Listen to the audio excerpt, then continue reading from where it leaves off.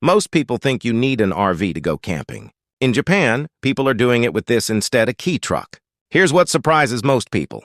That cabin bolted onto the bed? Legally, it's cargo, not a living space.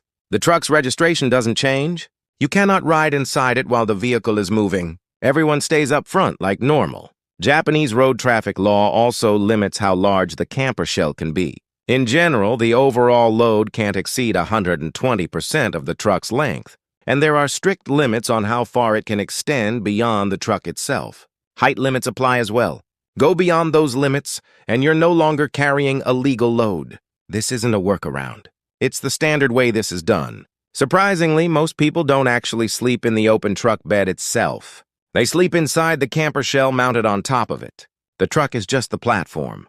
The camper shell is where you actually live and sleep. Japan didn't invent this idea. Americans build truck campers on Ford F-150s. Australians often build them on Toyota Hiluxes or Land Cruisers. Japan simply adapted the same idea to a tiny 606cc K-truck. In Japan, this category has a name, torakyan, short for truck camper. There's a second style too, kyabukon, where the shell is fixed in place instead of removable. Right now, key truck campers are gaining popularity in Japan, and here's why. Japan's camper industry keeps setting records. But new sales actually fell last year, and production has dropped 2 years running. Not because people stopped wanting to camp.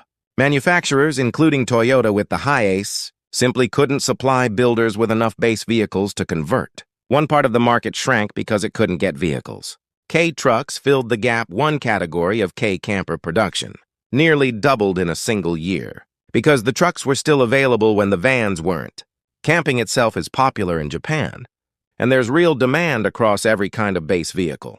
But builders who specifically customize key trucks into campers are a niche within a niche. When you look at the size of the auto industry as a whole, that's honest enough that even I, someone who works in this industry, can't tell you which specific shop or product is the best. Each builder's shells have their own trade-offs: weight, price, how the doors open, how the roof works. The real approach is simple figure out what features and price range you actually want and search from there. If you're building the shell yourself, the material choice matters more than people expect.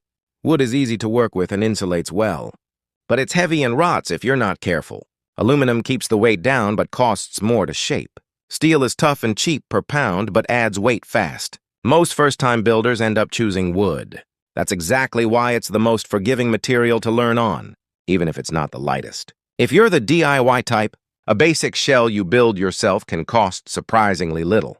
A kit with the frame and shell included costs more. A professional builder handling the whole thing costs more again, often a custom quote, rather than a listed price. Why does this matter if you're importing a Hijet into the US? Because the shell and the truck are two separate purchases, built by two separate industries that happen to be designed to fit together.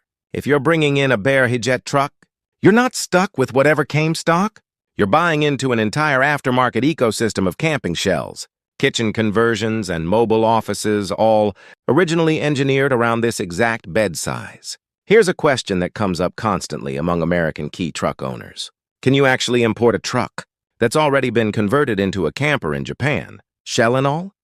The honest answer is it's possible, but it's not the normal path. Most of these shells get installed on trucks that are still fairly new by Japanese standards, well under 25 years old. Which means the truck attached to that nice camper conversion usually isn't old enough to import yet. The more realistic route is what most American owners actually do. Import a bare 25-year eligible Hijet, then source or build the camper shell afterward, either through a US-based builder or by shipping a shell separately. That second path isn't easy either. One K-truck owner building his own camper shell in the US said it plainly finding parts from Japanese specialty builders, from wherever he was located, was the hardest part of the whole project. He ended up building a canvas shell himself rather than aluminum or fiberglass, specifically to save weight and protect the truck's top speed and fuel economy. The same trade-off we just covered. But if building your own shell isn't for you, there's a third option. Skip the shell search entirely and look for a truck in Japan that already has one installed. Quick context if you haven't seen our earlier video on this. When it comes to actually buying a Japanese vehicle from overseas, two sites we recommend are Be Forward and Goo-net Exchange will drop both links in the description again. Here's the catch, though neither lets you check a box for camper or search by free keyword. So how do you actually find one? Here's the trick, and it comes down to price. A normal unconverted Hijet truck, even a nice one, doesn't sell for anywhere close to 3 million yen used. So when you filter listings by price and set the minimum to 3 million yen, almost everything left standing has had something done to it. Some are camper conversions. Some are freezer trucks, mobile shops, or other specialty builds. So you'll need to actually look through the listings, not just trust the filter blindly, but it cuts a massive pile of ordinary work. Trucks down to a short list worth your time. Want the fastest version of this trick? Set the minimum even higher, to 4 million yen. That's roughly where well-built, good-condition camper conversions start. Here's a bit of trivia. If you want to sound like you know what you're talking about, under Japanese law, a vehicle only becomes an official camping car, what's called an 8-number registration, if it has 3 specific things built in sleeping space, plumbing for water, and a cooking setup. Without all 3, it stays registered as an ordinary. K-truck, 4-number plates and all, none of that matters to you as a buyer overseas, though Japanese registration categories don't follow the truck. Once it's exported, what actually matters is simply what equipment you want and what you're willing to pay for it. One more distinction worth knowing before you buy: torakyan versus kyabukon removable, shell versus permanently fixed. It affects both the price and whether you can ever use the truck bed for anything else again. You often can't tell which one you're looking at from photos alone, so once you're seriously considering a camper conversion, call or message the dealer directly and ask.